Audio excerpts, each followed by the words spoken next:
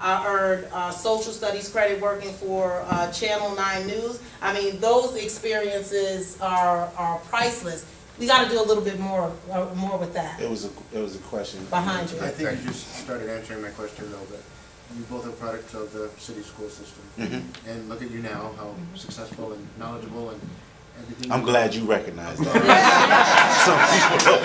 Some people don't feel that way. That allows you to become who you are today.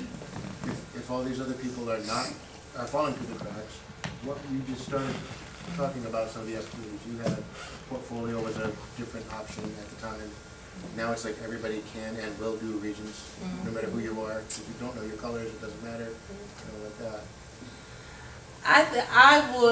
So I'm gonna go back to my research. The number one reason children were successful was family support. And I think that regardless of, despite everything that was happening in the community, even within my own family, my mother and father had their expectations. And they were very consoling, they were very nurturing.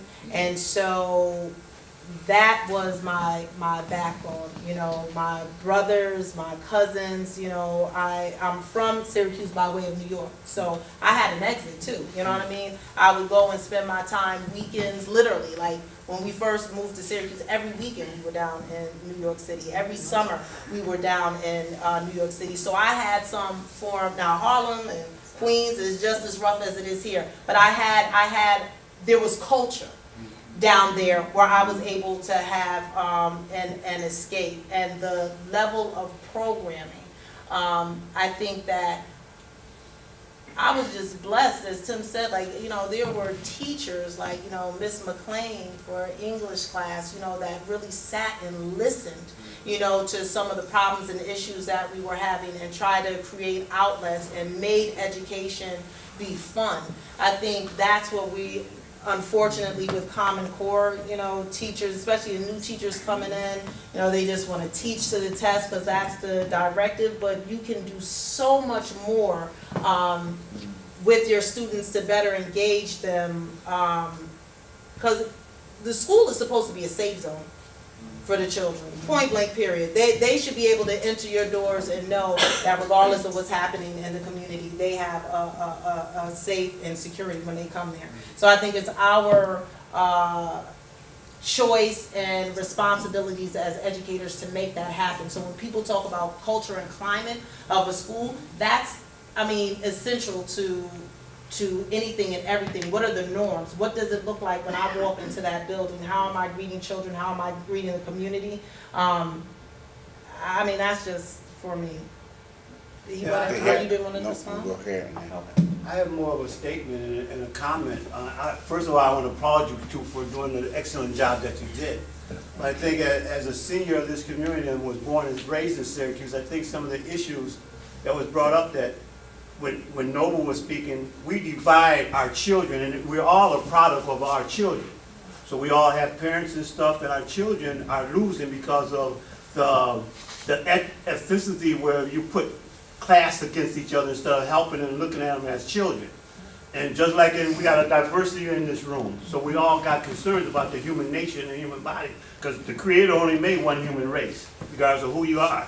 So I think with the school district, the thing that we as parents did right now, we allow the state to dictate how we raise our children and how the teachers are, because the teachers doesn't get the support that they need, not only from us, but from the regions and from the government that set these laws that we can only do so much. A teacher in today's society, a young kid can go up there and grab that teacher and she can't do anything about it.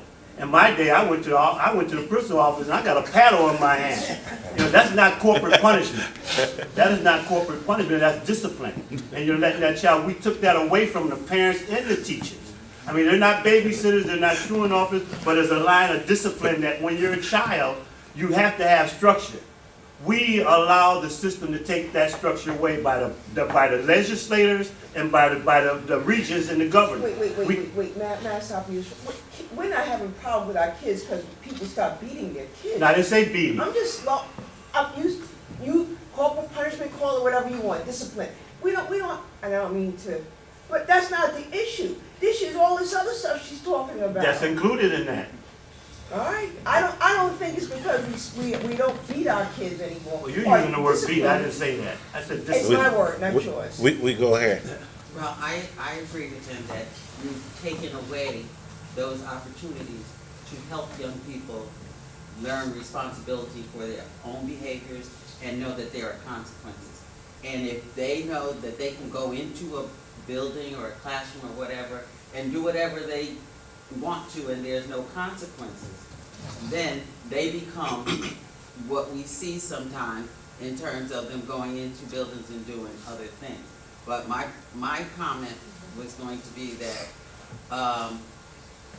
when we talk about a school being a community, when we take educators and pass them around from one place to another for one reason or another, that does not provide a community. When teachers are in buildings for a period of time where they begin to know the families in those communities, they've had 2 or 3 generations of those children in those families, and they have that safe space. And I think that when we look at how we structure the buildings, it's important that children know, and if parents know that this teacher or this principal or whomever is going to be nurturing and caring and empathetic to their circumstances, then you have a better opportunity for them to go in and do their very best. Can I, but You know what? Speaking to that, why this dynamic has went down that slippery slope, you have about, in Syracuse, about 4 generations of unaddressed trauma, right? And it's trickled down to the children, and those parents had bad educational experiences, right? So once it trickles down, education is not a priority because the school district can't teach my child how to read. They're there to reinforce what I teach in the home. But we know in this dynamic, in this trauma, in this chaos, and people in survival mode, some of them parents feel like they don't have time to read. Like we're in the hustle and the bustle. So what's happening is children are going to school, and it's a level of expectation from the community part that is the school's job, right? That's not the school. It's supposed to be a partnership. Right, it's supposed to be a partnership. You're supposed to reinforce what I'm teaching in the home. If it's reading, mathematics, a certain level of morality, and you can't have that when we're separate.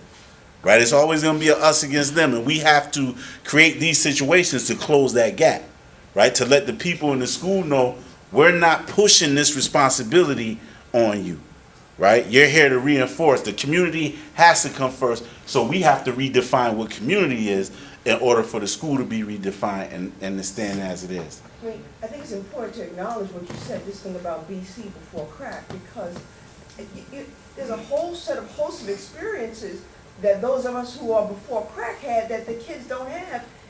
You know, that plays into, I think, where we find ourselves today, in part. and if I could just, so I'm gonna go back to B, and then I'll get to you, Steve. I'm gonna play the educator in this aspect and put on another hat. And that is that the education process has changed over time. Whereas, you know, in all things being equal, right? You can sit down and you can teach your child, and like you said, you're reinforcing. But I would be remiss to say that the curriculum round, even for a 3rd grader, and math and ELA is quite advanced. So if you have parents that did not graduate from high school or graduated from high school in, you know, the 70s and 80s, the curriculum now looks completely different. Completely different. And unless you are, you know, and when we go back to what our economy and the socio-economic status of our parents are, as I used to always tell my high school kids, I don't care if your mother does smoke crack, she still wants you to be successful. Point blank, period. No parent, you know, consciously, all things being equal, wants their child not to be successful. So if I am sitting at the table and I know that I have to provide for my family, I may not, it's fair to say, that maybe I'm not helping my child with homework because I'm getting home too late. So I can't necessarily help them with their homework. But that doesn't mean that I don't want them to do well. That doesn't mean that if I know what the curriculum is, that maybe I can reinforce it. I'm telling you, my son goes to the Syracuse Latin School, okay? He is in 3rd grade. The math curriculum for 3rd grade, my husband and I was like, are you kidding me? It looks like it's something that a 7th grader should be doing, point blank period. You know, sometimes our parents are just not equipped, so we can't fault them either. When you talk about what we could do, maybe we can have forums where we are showing them what the new curriculum is and what it is that their children need that would help a to learn, lot. right? Yeah. And to say to them, this is how you can better support your child. And if you can't, we have programs set up in the community where there are tutors that are able to sit down and help your child. Because we got to look at the whole picture here. I do not believe that our parents don't want their children to be successful. Sometimes they just don't know how. They're single parents. They're trying to just live. They just want to make sure that it's more important for them their child is clean and dressed every day, as opposed to them sitting there and saying, did my 5th grader, you know, do their homework? You know, it may not just be the top priority. But if I send them that a retention letter and tell them that I'm thinking about holding them, I can guarantee you they're going to be calling me to find out and coming up to school, taking time off, because they want to know why their child is being retained. And I was kind of caught off guard. My wife told me, like, you got to help, you know, Sam with his math.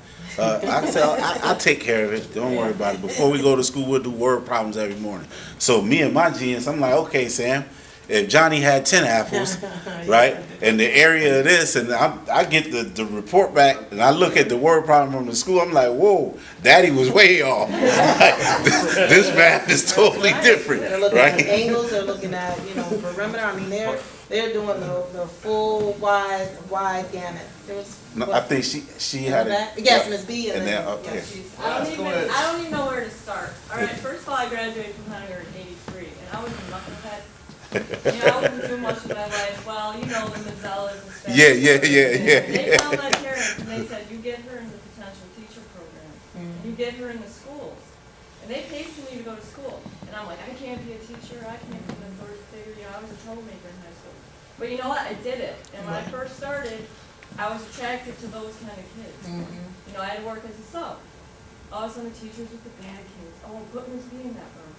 You know what I mean? So I feel like we have this whole pool of kids that we could pay their college tuition, and they can come back and they can be teachers. Yep. And they're gonna be good teachers, because they're from the neighborhood. Right.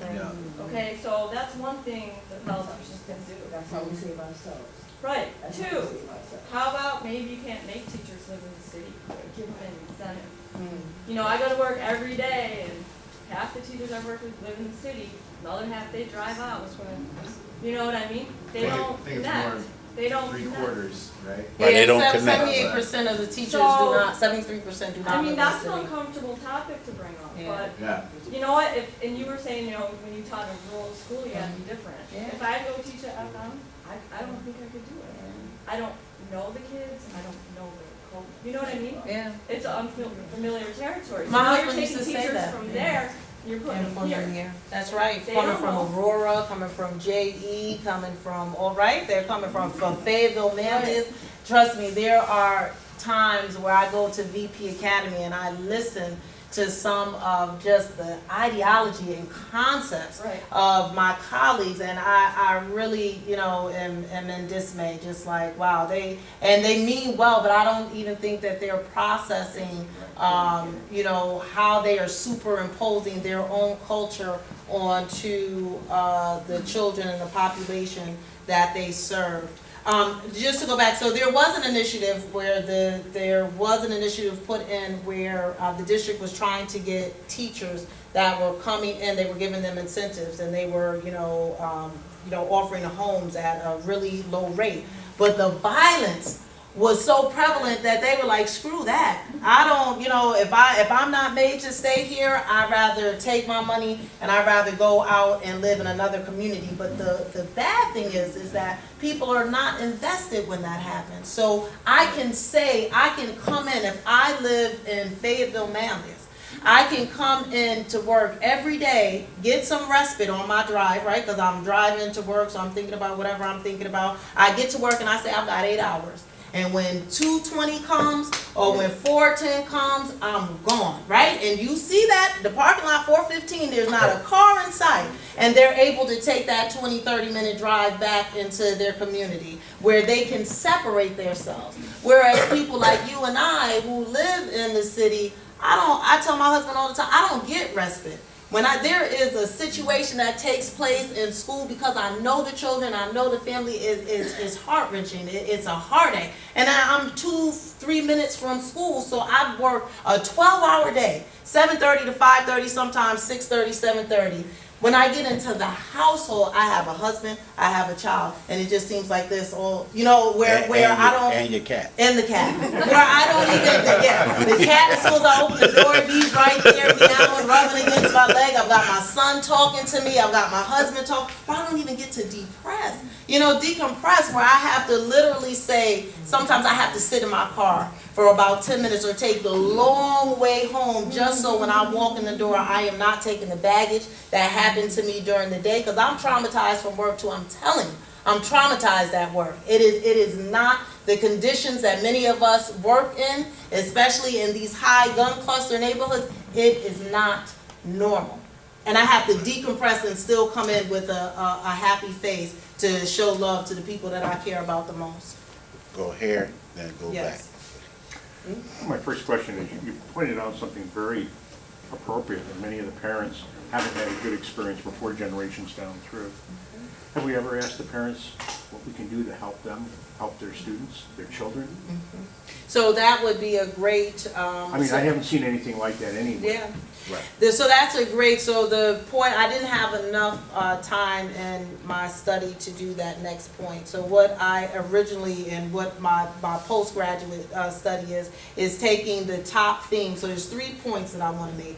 One is taking the top themes that the students gave me, right? The students who graduated, and taking that back to 11th and 12th graders and asking them to rate, right? To rank on a scale of the top 10 or the top 5 themes that they think are still applicable now, right? Because there's a 3-year time lapse. The other piece is to take what it is that the students who graduated said and bring it to the teachers. And ask the teachers to rank what the themes that the children said for school response, for them to rank which they think would be most important. And the last piece is to go into the community and ask the families, based off of the research, what do you think would be most beneficial in school response to better help serve your children? And that speaks to your point. Well, that's part of the major community thing. We've got Dad here helping with math, and we all are sort of shaky on the new math. We can't stand it about it, Yeah. But the truth of the matter is that, and you're right, parents don't want their children to fail. They want them to succeed. That's right.